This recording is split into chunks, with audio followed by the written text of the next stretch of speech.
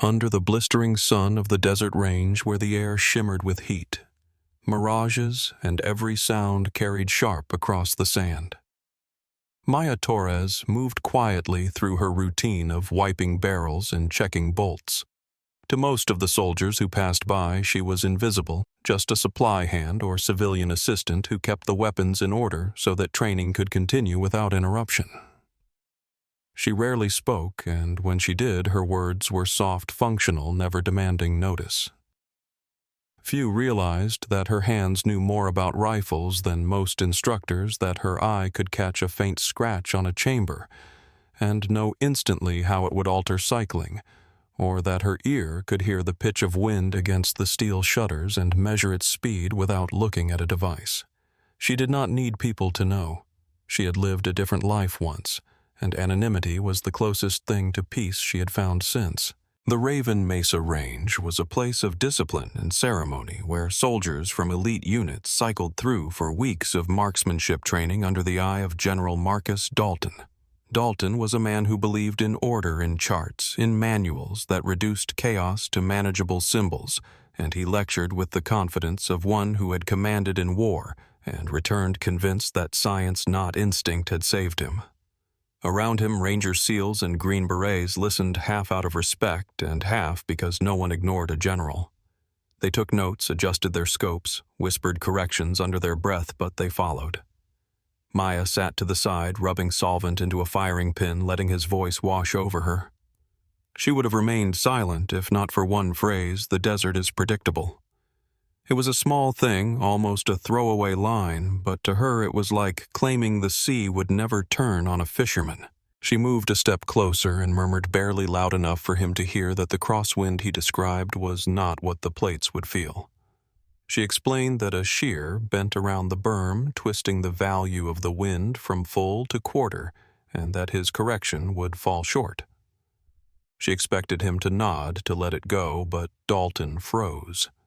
He turned to see her, a woman he had assumed was just a cleaner, contradicting him in front of the best shooters in the Army. His pride bristled. With a thin smile he invited her, ordered her to prove her claim. 10 rounds, 1,000 yards, 10 steel targets swaying in the heat. If she was right, the plates would ring. If she was wrong, she would return to her cloths and solvents in humiliation. The men chuckled. A few whispered that the general was being cruel. Most expected her to refuse. But Maya only nodded, picked up an M2010 from the rack, and walked into the sun. Lying prone, she set her cheek to the stock, ignoring the laughter. The wind pushed at her sleeve, hot and restless, the mirage writhing like water. She closed her eyes for a second, listening to the desert's voice. She had done this before on ridges in Afghanistan, where silence and accuracy had been the difference between convoys surviving or burning.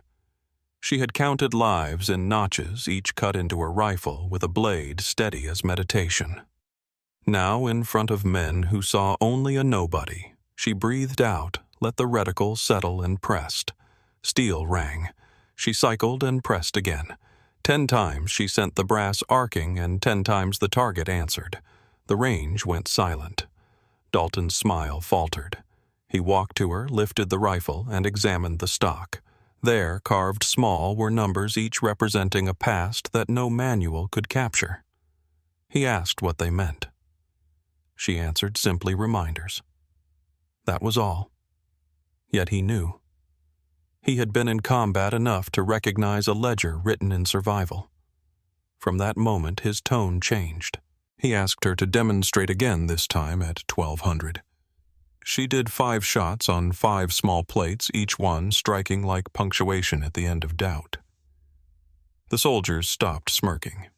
They leaned forward to hear when she began to explain how thermals lift a bullet, how rotor wash bends air into traps, how sometimes skin on the cheek tells you more than a meter. They listened as if she were speaking a language they had always wanted to know but had never been taught. Dalton stood beside her, arms crossed, pride replaced by curiosity. Over the next weeks she taught them quietly. She showed them how to see with more than eyes, how to wait through exhaustion, how to choose patience over haste. Her lessons were not about glory, but about the weight of pulling a trigger, the burden of knowing each shot changes more than a scorecard. They began to call her instructor without irony. Dalton asked her to write new sections for the syllabus, an invitation that felt less like an order and more like a test of trust. Maya accepted with the same reluctance that colored all her dealings with rank. She did not crave authority, and she avoided the spotlight whenever she could. She never mentioned her past missions, never spoke of the men who had walked away because she had pulled a trigger, or of the 3 who had not. Her notes contained no boasts, no personal tales, only the distilled lessons of a career she had never wanted to advertise. Yet every line of instruction carried the weight of deserts and valleys, the echoes of nights when she had lain prone under hostile stars and chosen steadiness over panic. She wrote about wind not as a number on a device, but as a presence to be felt on the cheek.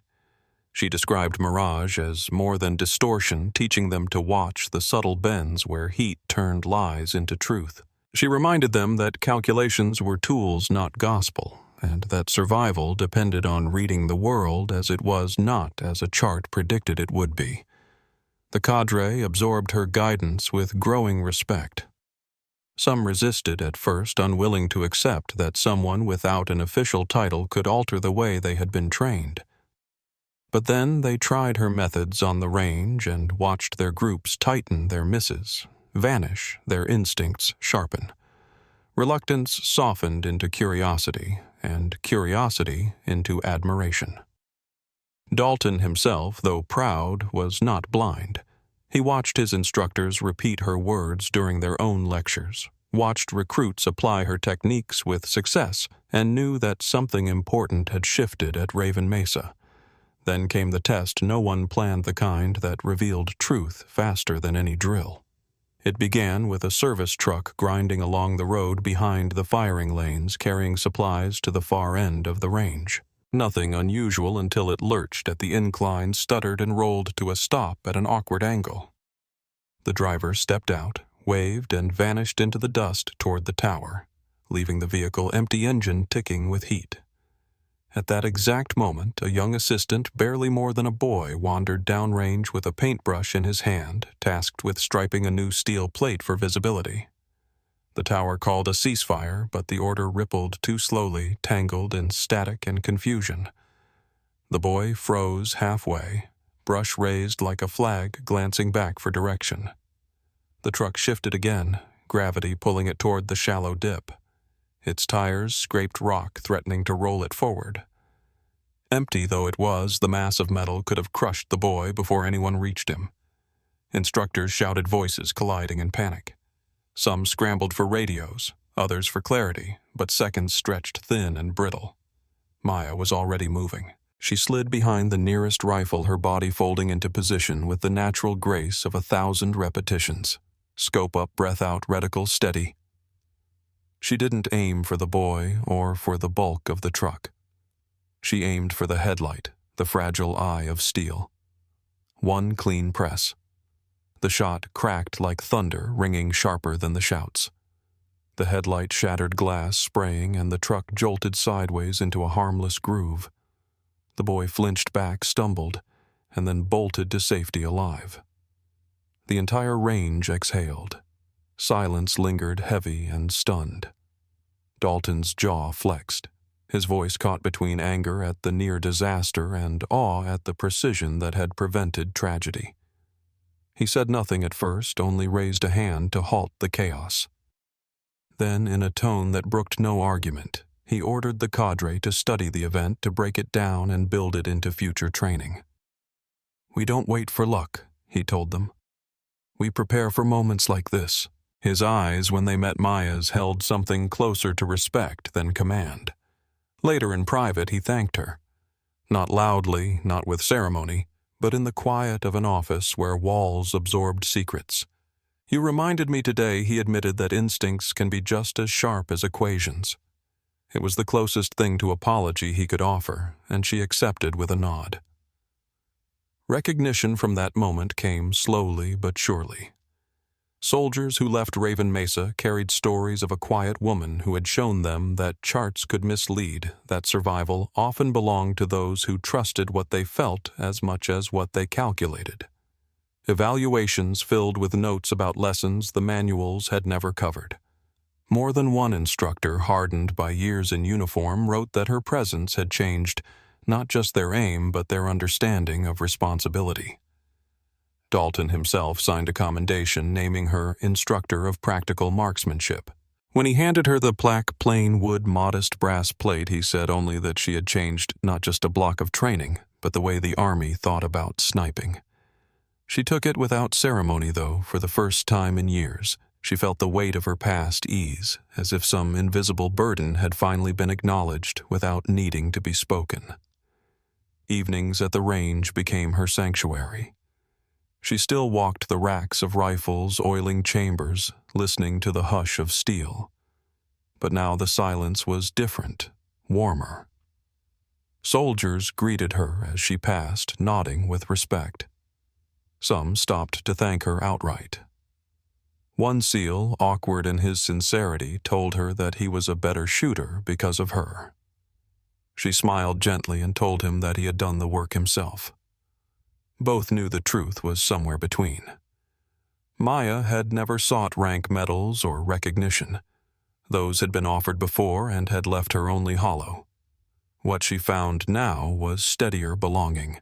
The desert still howled with wind and heat, but she knew she had given others the language to hear it, to respect it, to survive it. She no longer counted notches of loss when she closed her eyes at night.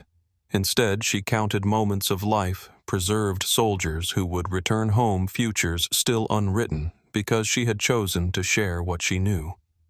And in that choice, she discovered a quiet faith, not in destiny, not even in herself, but in the purpose of passing skill to others who would carry it forward.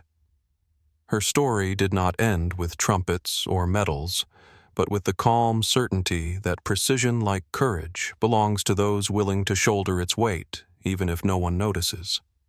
For Maya Torres, unnoticed was no longer a burden. It was freedom, and it was enough.